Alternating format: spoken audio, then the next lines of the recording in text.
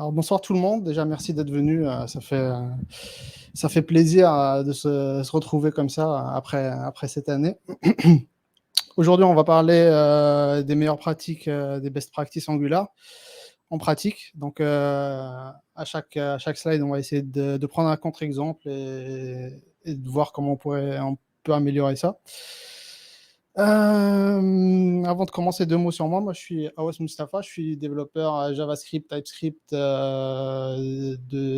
J'ai commencé à faire de l'Angular depuis la sortie de la version 2. Je touche du doigt, j'ai pas connu la première version.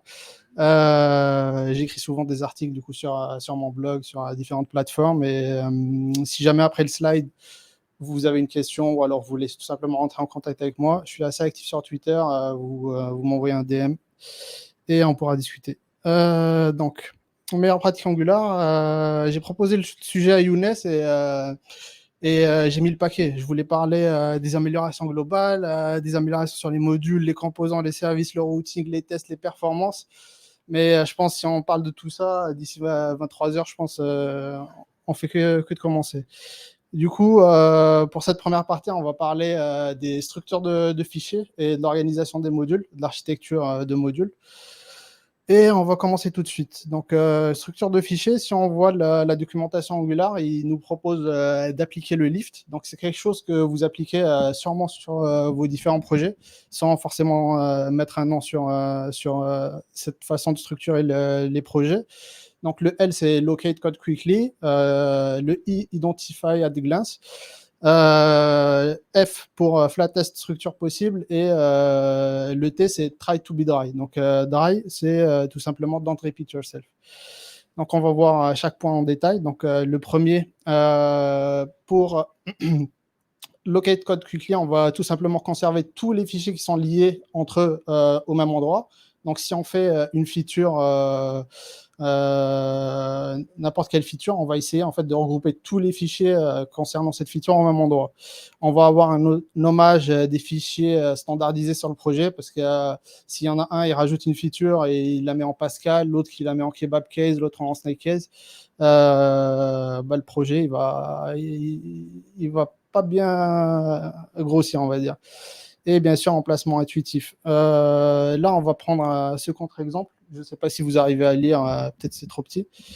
Hop. Là, on a cette structure de fichier. Donc, on a le composant. Dans le composant, on a un sous-dossier avec les views, on a un sous-dossier avec les styles, un sous-dossier avec les contrôleurs. Ensuite, le modèle, il est complètement rien à voir dans un autre dossier. Et les tests, pareil. Donc, de toute façon, si vous utilisez le CLI, vous avez déjà la bonne structure. On va essayer en fait de regrouper tous les fichiers liés entre eux, comme c'était marqué avant, ensemble. Donc, on a le style, le template, les tests et le fichier modèle au même endroit. Donc, tout le code pour créer, par exemple, cette feature de book, on va le mettre au même endroit. Identify, c'est un petit peu pareil, mais plus pour les fichiers. Donc, on va essayer de bien nommer nos fichiers. Je veux lire le nom de fichier et savoir ce que le fichier contient dès que je lis le nom du fichier. Du coup, pour ça, c'est pareil que pour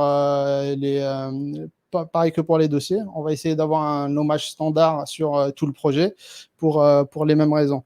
Et le dernier point, j'ai mis des guillemets pour unit of code, parce que dépendant à qui vous posez la question de qu'est-ce que c'est qu'une unit of code, on a des réponses différentes. En général, le consensus, c'est qu'une unité de code, c'est une classe, mais on verra plus tard que ce n'est pas tout à fait vrai dans le contexte d'Angular. Du coup, on prend ce contre-exemple.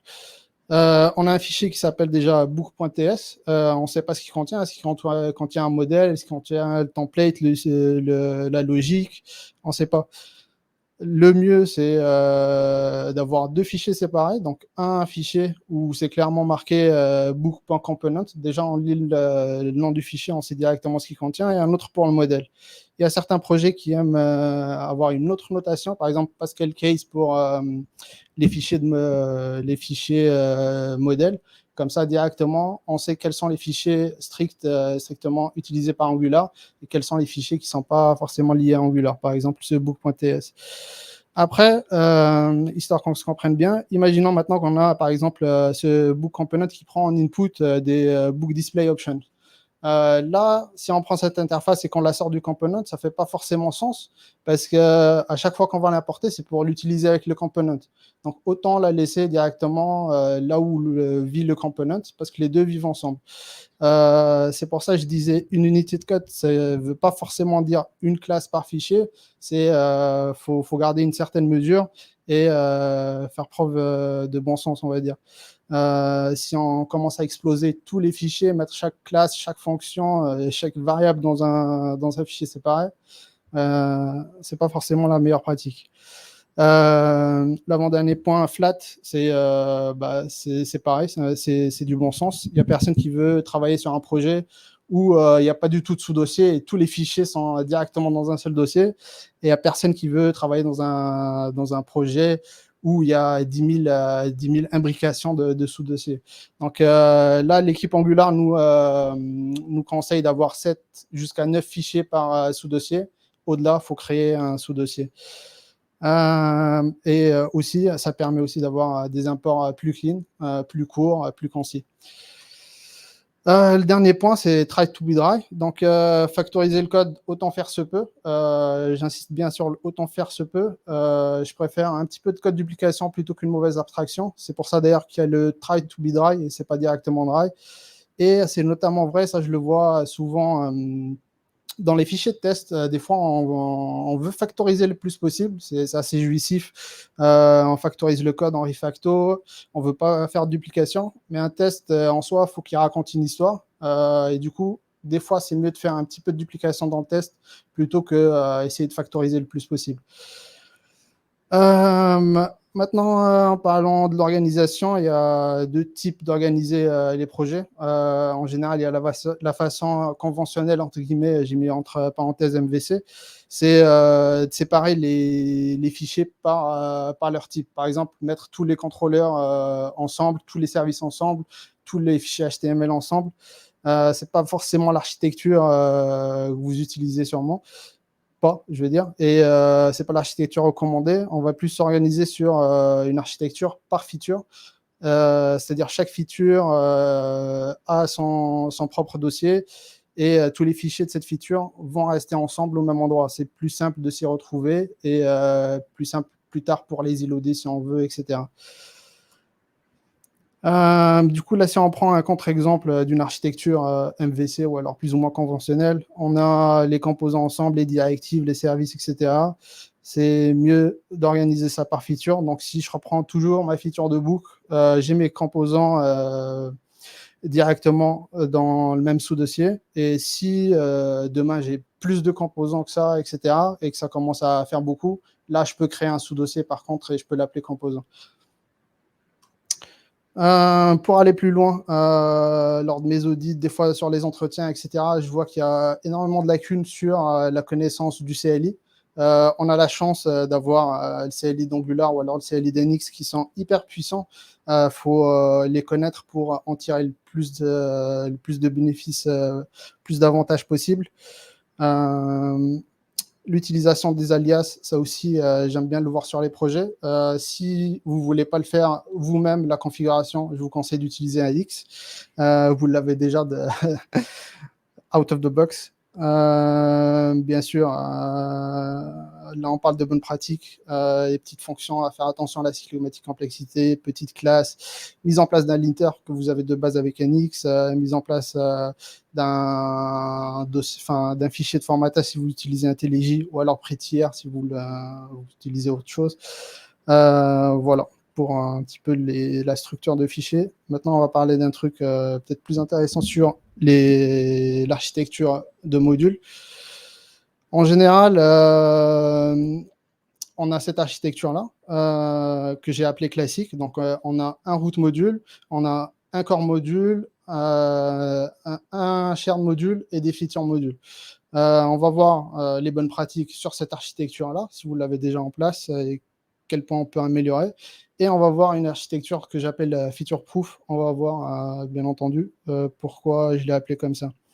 Alors, le root module, jusqu'à présent, plus tard, ça ne va pas forcément être vrai, mais jusqu'à présent, chaque application doit contenir au moins un module qui va bootstrapper l'application. En général, Il s'appelle appmodule.ts. Vous le retrouvez sur toutes les applications, sur tous les projets. Vous avez un core module qui va contenir toutes les instances racines, donc les instances qui sont forcément instanciées qu'une seule fois et ensuite partagées sur les différents composants qui en ont besoin. Ce que j'ai appelé les services essentiels. En général, on a la root state, si vous utilisez des states, les services pour l'authentification, etc. Mais aussi, on peut avoir dans ce module les composants que j'appelle app level, c'est-à-dire les composants qu'on voit partout dans l'application, par exemple la navbar, les composants de layout, si vous en avez, etc. Dans ce core module, il y a une petite amélioration qu'on peut faire, c'est de s'assurer que ce core module n'est importé qu'une seule fois. Si vous voyez ce code, est-ce que vous le comprenez? Ça vous parle? C'est un petit peu petit, malheureusement. Je ne sais pas si je peux zoomer. Ouais. Est-ce que ça vous parle? Vous comprenez ce qui se passe? J'ai pris ce code de la documentation Angular. Donc ici, ce code, il est dans le constructeur d'un greeting module. Donc il y a le module principal qui s'appelle greeting module, et dans le constructeur, on a ça. Donc qu'est-ce qu'on est en train de dire? On est en train de dire, dans la chaîne de dépendance, importe-moi ce module, sachant que je ne veux pas qu'il s'importe lui-même. Donc on lui dit skip self. Et on met optionnel parce que dans le cas nominal, dans le cas normal, on ne veut pas qu'il y ait de module ici. Sinon, on trouve une erreur. Donc on va lui dire, dans la chaîne de dépendance, essaie de me trouver ce module si tu le trouves. Si tu me le trouves, bah, c'est qu'il y a une erreur, c'est qu'il a été importé 2 fois. Par exemple, il a été importé dans une feature module et sa place principale, c'est dans le corps module. Donc la feature module, elle va retrouver cette instance-là dans le corps module. Et du coup, forcément, il y a un problème. Donc, vous pouvez retrouver ce code dans la documentation Angular. Ça permet de s'assurer que le corps module n'a été instancié qu'une seule fois. Le shared module, on retrouve dedans tous les composants qui sont partagés à toutes les applications, l'application, les directives, les pipes, etc. C'est un petit peu le fourre-tout en général sur les projets. Par contre, normalement, on n'a pas de service dedans, mais il peut arriver qu'on a une feature qui nécessite la présence d'un provider. Dans ce cas précis, il y a ce pattern-là qui s'appelle for root. Vous utilisez sûrement, par exemple, sur le routeur ou des trucs comme ça. Ça permet en fait d'instancier un service et de le mettre dans le root module, en fait. Et dans tous les autres features modules, on importe directement ce module-là, mais sans forcément importer le provider. Ça permet en fait d'avoir une seule instance du provider. Ça aussi, du coup, je l'ai pris directement dans la documentation Angular, vous pouvez le retrouver là-bas. Les features modules, du coup, c'est là, vous avez les différentes features de votre application. En général, on essaie de faire un module minimum par feature. Ça facilite aussi le lazy loading. Si demain, vous voulez lazy loader une feature, bah, vous avez déjà le module. Voilà, on retrouve les composants, les directives, les pipes, les services, les states, les modèles, etc. Maintenant, on va voir une architecture différente qui a été introduite avec les SCAM, les Single Component par module Angular. On va voir comment mettre ça en place et pourquoi surtout. Tout à l'heure, Younes, il vous en a parlé un petit peu. Là, on va rentrer un petit peu plus en détail. Peut-être que vous me dites si vous voyez bien. Ça va? Ici, on a une structure de fichier assez classique. On a ce projet-là, je vais vous montrer à quoi ça ressemble. Tac. On a deux compteurs, tout simplement, un à gauche, un à droite, rien d'exceptionnel. Et il est architecturé de façon classique. On a un corps module, des features modules et un shared module. On va essayer de l'architecturer de façon SCAM. Tout de suite, on va prendre le shared module qui contient du coup un bouton et un display number. En fait, le bouton, c'est ces trucs-là, et le display number, c'est le composant qui affiche le nombre. Hop. Ici, je vais enlever l'import du shared module parce qu'il ne va plus exister. Et le shared module, je vais carrément l'enlever d'ici. Tac.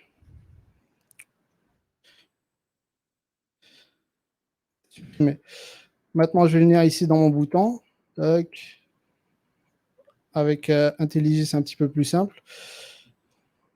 Je vais lui dire de me créer un module que je vais appeler tout simplement bouton. Super. Mince, j'ai oublié de rajouter le flat. Tac. Hop. Maintenant, dans mon module, je vais importer la déclaration de mon bouton, de mon composant bouton. Tac. Button component. Et je vais tout simplement l'exporter.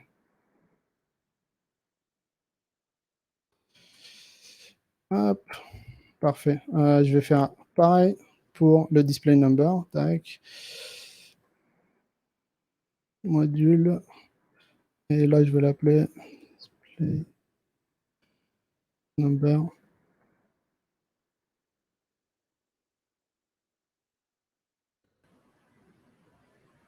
Voilà. Là, dans mon module, pareil, je vais importer mon composant. Display number component. Et je vais l'exporter pour qu'il puisse être réutilisé. Super. Tac. Maintenant, si je repars dans mon composant counter, là, il n'est pas content parce que normalement, j'ai importé le shard module qui a importé les deux composants. Maintenant, il faut que j'importe les deux modules séparément. Donc, avec IntelliJ, c'est super simple. Il fait déjà tout le travail pour moi. J'ai qu'à appuyer sur Alt Entrée.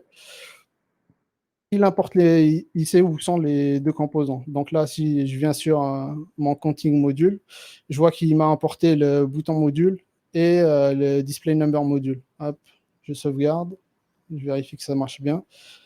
Ouais, super. Maintenant, on peut aller un petit peu plus loin. On a un module ici par composant. Tac. On a ce module-là pour le bouton, ce module-là pour le display number. Les modules sont assez petits. On peut se dire pourquoi je ne fais pas ça. Tout simplement, je copie ce code-là et je le mets directement ici, dans ce fichier-là. Ça me permet de supprimer ce fichier. Tac. Et je fais pareil pour l'autre. Tac. Je prends tout le code du module, je le mets ici, et je supprime tout simplement mon module. Tac. Je viens là, forcément il n'est pas content parce qu'il ne les trouve pas. Et je les réimporte. Donc on se retrouve avec un composant qui va contenir la logique de mon composant et il va contenir le module qui l'exporte à d'autres modules pour qu'il puisse être réutilisé. Jusqu'à présent sur Angular, en fait, l'unité minimale qu'on pouvait partager, c'est le module. Si on a un composant qu'on veut, par exemple, l'utiliser dans deux modules, Angular, il ne va pas être content, il va vous dire faut le mettre dans un module et partager ce module-là. Avec cette architecture-là, en fait, on peut directement avoir un fichier qui va contenir le composant et le module. Tout à l'heure, Younes, il vous a parlé de la fameuse RFC du Standalone Component. Ça va faciliter les choses si vous utilisez cette architecture-là. Pourquoi? Parce que demain, si je veux transformer ce composant en Standalone Component, je prends ce petit bout de code-là, je le mets ici. Donc, soit ça s'appelle import, deps ou peu importe. Et là, je lui dis standalone, je vais l'écrire. Standalone. C'est fini. Je peux enlever le code du module et j'ai mon composant qui est standalone qui est partagé. Voilà pourquoi j'ai appelé ça une architecture feature proof. C'est tout simplement qu'elle va faciliter en fait le passage du Angular par exemple 13 à 14. Je ne sais pas quand est-ce qu'elle va arriver concrètement la feature sur Angular. Elle va tout simplement faciliter la migration. Bien entendu, l'architecture SCAM elle a d'autres avantages.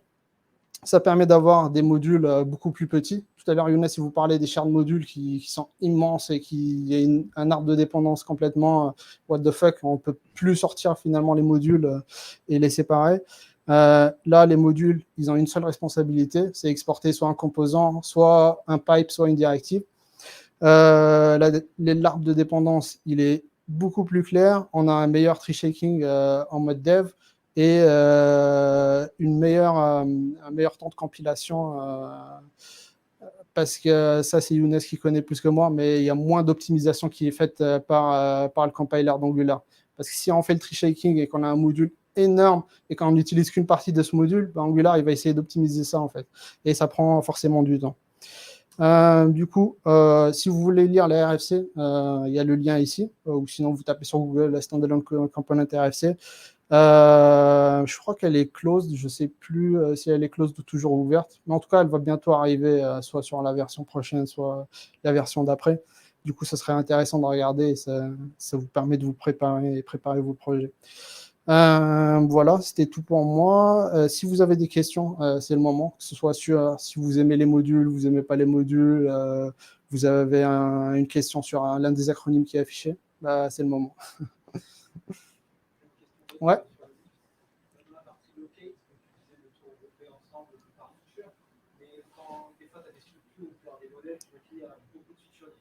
Ouais.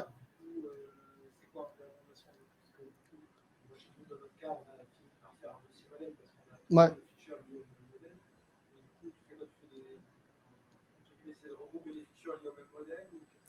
Non, si ton modèle il est uniquement utilisé par ta feature, là, forcément, il faut le mettre là où vit ta feature.